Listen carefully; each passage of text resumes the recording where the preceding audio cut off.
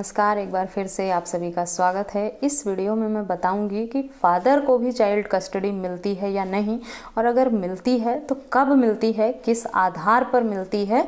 इस वीडियो में डिटेल में जानने का प्रयास करेंगे। अगर आप संबंधित टॉपिक पर जानकारी चाहते हैं तो इस वीडियो को अंत तक ज़रूर देखें ताकि डिटेल में आपको जानकारी मिल सके। अगर मेरी वीडियो पसंद आए तो मेरे चैनल को सब्सक्राइब करके बेल आइकन को प्रेस करना ना भूलें ताकि आने वाली सभी नई वीडियोज का नोटिफिकेशन आपको मिलता रहे। इस वीडियो का टॉपिक है कि फादर को भी चाइल्ड कस्टडी मिलती है। आमतौर पर लोगों के दिमाग में ये बात रहती है कि जब तक बच्चा 18 साल का नहीं हो जाता तब तक फादर को कस्टडी नहीं मिलती है। ख़ास तौर पे अगर गर्ल चाइल्ड है तो उसे फादर के साथ रहने बिल्कुल भी नहीं दिया जाता है। न्यायालय सिर्फ मदर के पास ही गर्ल चाइल्ड को भेजती है। बच्चे की कस्टडी 18 साल तक सिर्फ ही माँ के पास ही जाएगी, फादर को किसी भी हाल में नहीं मिलेगी। ऐसा बिल्कुल भी नहीं है। माँ के पास पहली प्रेफरेंस रहती है न्यायालय की कि ये बच्चा अगर 5 साल से कम उम्र का है तो उसे हर हाल में माँ के पास ही भेजा जाए। लेकिन कुछ विपरीत परिस्थिति में ऐसा देखा गया है, सुप्रीम कोर्ट और हाई कोर्ट के कुछ जजमेंट भी आए हैं जिसमें मदर को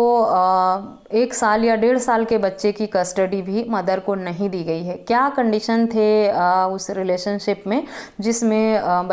बच्चे की कस्टडी जो है वो फादर को दी गई, इस वीडियो में मैं बताऊंगी। ताकि अगर आपके साथ भी उस तरह की कंडीशंस हैं या आप उसका उपयोग करके अपने केस में कुछ मदद पा सकें। वाइफ हस्बैंड की लड़ाई में 1.5 साल का बच्चा है और वाइफ अगर छोड़ के अपने मायके चली जाती है ऐसे हालात में, और साल भर 2 साल तक, साल 6 महीने तक वो पलट कर नहीं देखती है, उसके बाद पति के पास बच्चा छोड़ के चली जाती है नाराज़ होकर, लड़ाई करके या गुस्से में आकर, 6 महीने साल भर बाद वो बच्चे की कस्टडी का केस करती है, तो ऐसे कंडीशन में ज़्यादातर जो बच्चे की कस्टडी है वो फादर के पास ही चली जाती है, मदर के पास नहीं जाती। क्योंकि न्यायालय बच्चे की कस्टडी ये देख समझ कर देता है कि बच्चे का हित और बच्चे का भला, बच्चे की सही परवरिश, रख रखाव और डेवलपमेंट सही तरीके से कहाँ पर हो सकती है, फादर के पास हो सकती है या मदर के पास हो सकती है। दोनों में से किसके पास बच्चा ज़्यादा सुरक्षित है, उसका पालन पोषण सही तरीके से हो सकता है, इन सब बातों को देखते हुए ही न्यायालय चाइल्ड कस्टडी देती है। मदर के साथ कुछ मेडिकल प्रॉब्लम होती है, किसी सीरियस कंडीशन में है तो भी फादर को कस्टडी मिल जाती है। मदर अगर बच्चे को छोड़ के चली गई है और कुछ महीने या साल बाद कस्टडी की मांग करती है और उतने दिन तक बच्चा अकेले फादर के पास रहा है, उसका रख रखाव, उसका भरण पोषण, उसकी पढ़ाई लिखाई सब ठीक ठाक चल रही है, मदर को कुछ महीनों बाद या साल बाद याद आया कि मैं अपना बच्चा वहाँ छोड़ के आई हूँ फादर के पास और अब मुझे मेरा बच्चा वापस चाहिए, ऐसी कंडीशन में वापस मदर के पास बच्चा बहुत ही रेयर केस में जाता है। 5 साल से अधिक उम्र का है या 10-12 साल की उम्र का है तो बच्चे से भी पूछताछ की जाती है न्यायालय में, अगर उसकी मर्जी भी मायने रखती है कि बच्चा क्या चाहता है, किसके पास जाना चाहता है। अधिकतर मामलों में देखा गया है कि अगर माँ फादर के पास छोड़कर चली गई है बच्चे को, तब वापस माँ को मिलना बहुत मुश्किल हो गया है। तो अगर आपके केस में इस तरह का है, आपकी मदर आपके साथ रह रही है, यानी बच्चा चाहे मेल है या फीमेल है, अगर उसके दादा दादी हैं, उसकी बुआ हैं घर में देखभाल के लिए, भरण पोषण के लिए, उसके एजुकेशन में मदद करने के लिए, फादर सिर्फ अकेला नहीं है बच्चे को देखने वाला, तब न्यायालय फादर को भी कस्टडी दे सकता है। क्योंकि बच्चे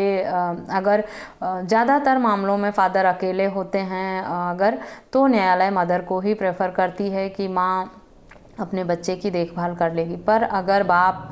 बच्चे का है और उसके साथ उसके दादा दादी भी रह रहे हैं या फैमिली में और लोग हैं, जो जॉइंट फैमिली है, जो बच्चे की देखभाल कर सकते हैं, उसकी परवरिश कर सकते हैं, और माँ के पास उसका सही देखभाल, सही रख रखाव, भरण पोषण या एजुकेशन या डेवलपमेंट नहीं हो पाएगी, फादर इन बातों को प्रूफ कर ले जाते हैं कि मदर अकेली है, वो जॉब करेगी या बच्चा संभालेगी, कैसे देखेगी, क्या करेगी, और हमारे पास जॉइंट फैमिली है, हमारी मदर हैं, हमारी सिस्टर हैं, छोटी घर में रहती हैं जो बच्चे को अच्छे से देखभाल कर सकती हैं। और अगर मदर छोड़ के चली गई थी इतने छोटे से बच्चे को, 1 साल के 2 साल के बच्चे को छोड़कर नाराज़ होकर चली गई, और हम 6 महीने, साल भर या 2 साल से अपने पास रखे हैं, उसको पढ़ा लिखा रहे हैं, पाल पोस रहे हैं, और उसका विकास, उसकी एजुकेशन, उसकी डेवलपमेंट सब कुछ सही तरीके से हो रही है, तो न्यायालय इस बात को ध्यान में रखते हुए ही फैसला करता है कि अगर बच्चा साल 2 साल तक बिना मदर के रहा और ठीक ठाक रहा, उसकी परवरिश अच्छी हुई, उसका खान पान, उसकी एजुकेशन, उसकी डेवलपमेंट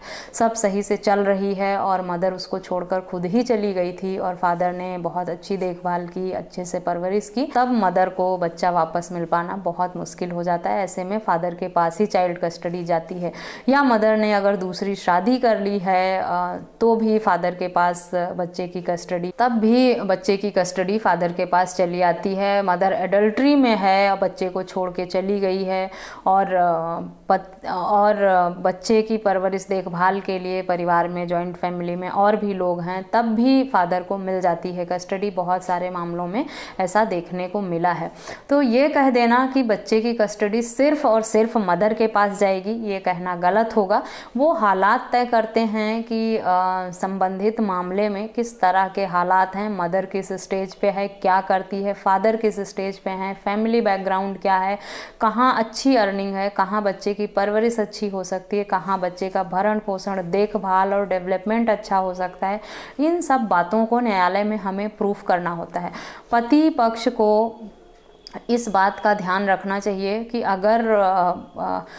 उनकी वाइफ नाराज़ होकर गुस्से में घर से जा रही हैं और बच्चा छोड़ के जा रही हैं, तो वो बच्चे को अपने पास ही रखें, जबरन उनके पास छोड़कर या देकर ना आए, क्योंकि एक बार बच्चा जब मदर के पास चला जाता है तो कस्टडी फिर वापस फादर के बीच पास आनी बहुत मुश्किल हो जाती है। बच्चा अगर कुछ दिन फादर हो या मदर हो, किसी से भी कुछ समय तक अगर दूर रहता है तो उसका अटैचमेंट ख़त्म हो जाता है, वो उसे कई बार पहचान भी नहीं पाता, ना उससे मिलना चाहता है, ना बातचीत करना चाहता है। तो अगर आप बच्चे के साथ रहते हैं, अच्छे से बात करते हैं, अटैचमेंट बनाकर रखते हैं, तो बच्चा न्यायालय में भी अगर सही उम्र का है तो वो आपके फेवर में ही गवाही देता है, आपके पक्ष में ही बोलता है और आपके पास आने की बात करता है। अगर पति चाहता है कि उसकी जो चाइल्ड कस्टडी है वो उसके पास रहे, या उसे बच्चे को, अपनी वाइफ को ना देना पड़े, उसके पास है बच्चा, या उससे वापस लेना चाहता है, तो न्यायालय में इन बातों पर फोकस करे, ये ऐसे तथ्य प्रेजेंट करे जिससे न्यायालय को लगे कि मदर से कहीं अच्छी परवरिश फादर दे सकता है, अच्छी एजुकेशन दे सकता है, अच्छी देखभाल दे सकता है, रख रखाव दे सकता है, जैसे कि उसके फैमिली के बारे में बताए न्यायालय में एप्लीकेशन देकर, जब चाइल्ड कस्टडी की एप्लीकेशन लगाए तो, कि बच्चे की देखभाल के लिए, भरण पोषण के लिए दादी हैं, बुआ हैं, चाचा हैं, जो भी परिवार में और लोग हैं वो मेरी मदद करेंगे, मैं फाइनेंशियली स्ट्रांग हूँ, मैं ज़्यादा एजुकेटेड हूँ, मैं बच्चे की रख रखाव अच्छी तरह कर सकता हूँ, मेरे घर में 4 लोग और हैं और मेरी वाइफ के साथ। उसके बाद जो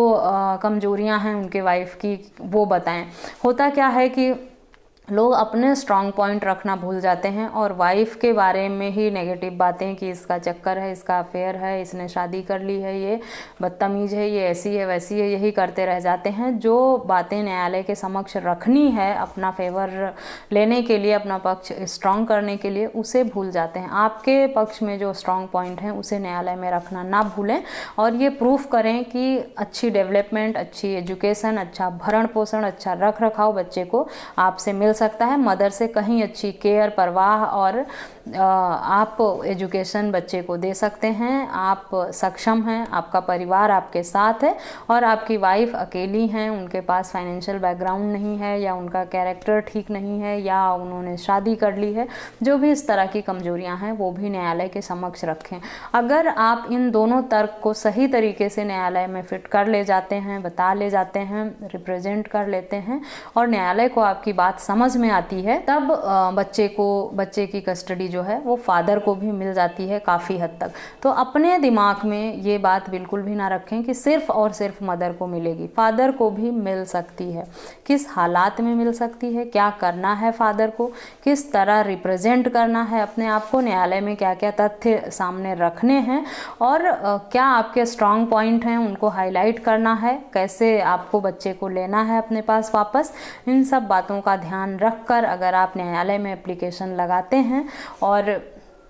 न्यायालय दोनों पक्ष को सुनने समझने के बाद बच्चे का हित जहां दिखता है, जहां लगता है कि बच्चे की परवरिश, भरण पोषण, रख रखाव बहुत अच्छे से होगा, वहां बच्चे की कस्टडी न्यायालय द्वारा ऑर्डर कर दी जाती है। तो ये उम्मीद बिल्कुल भी ना खोएं कि आपके बच्चे का फ्यूचर ख़राब हो जाएगा। आपके बच्चे का, बहुत लोगों का कहना है कि मदर बच्चे को पढ़ाती नहीं है, मारती पीटती है, हमारी दुश्मनी बच्चे के साथ निकालती है, हमसे परेशान है तो बच्चे को प्रताड़ित करती है, तंग करती है। वैसे तो लगता है कोई मदर अपने बच्चे के साथ ऐसा नहीं करेगी, पर अगर हो सकता है ऐसा कुछ हो रहा है तो आप इन सब बातों को ध्यान में रखते हुए न्यायालय में एप्लीकेशन लगाएं बच्चे के कस्टडी की, और साथ ही साथ न्यायालय में प्रूफ भी करें कि आपका बच्चा सेफ नहीं है, सुरक्षित नहीं है, या जो भी उसके साथ हो रहा है उसे न्यायालय में साबित करने का प्रयास करें। बच्चा सिर्फ मदर को ही नहीं मिलता है, फादर को भी मिल जाता है। बहुत सारे judgment supreme court, high court या फैमिली कोर्ट के आते रहते हैं